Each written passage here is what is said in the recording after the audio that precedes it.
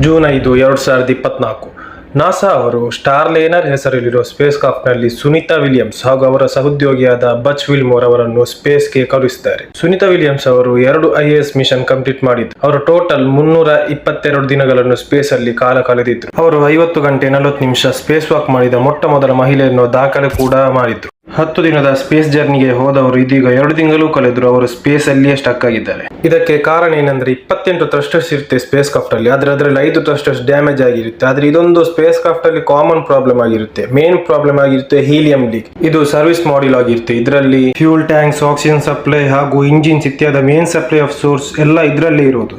ದುರದೃಷ್ಟ ಏನಂದ್ರೆ ಇದರಲ್ಲಿಯೇ helium leak ಆಗಿರೋದು. NASA ಅವರು ಇವರಿಬ್ಬರನ್ನು ಆಗಸ್ಟ್ ಮಧ್ಯದಲ್ಲಿ ಹಿಂತರಲು ವಿಫಲರಾದ್ರೆ ಸುನಿತಾ ವಿಲಿಯಮ್ಸ್ ಹಾಗೂ ಅವರ ಸಹೋದ್ಯೋಗಿ ಉಳಿಯುವುದು ಕಷ್ಟ, ಏಕೆಂದ್ರೆ ಅದರ ಫ್ಯೂಲ್ ಅಷ್ಟರಲ್ಲಿ ಮುಗಿಯುತ್ತದೆ. ಅವರು ಕೊನೆಯ ಆಪ್ಷನ್ ಆಗಿ ಸ್ಪೇಸ್ ಎಕ್ಸ್ ಡ್ರ್ಯಾಗನ್ ಅನ್ನು ಕಳುಹಿಸಿ ಅವರನ್ನು ಹಿಂತರಲು ಕೂಡ ಪ್ಲಾನ್ ಹಾಕಿದ್ದಾರೆ.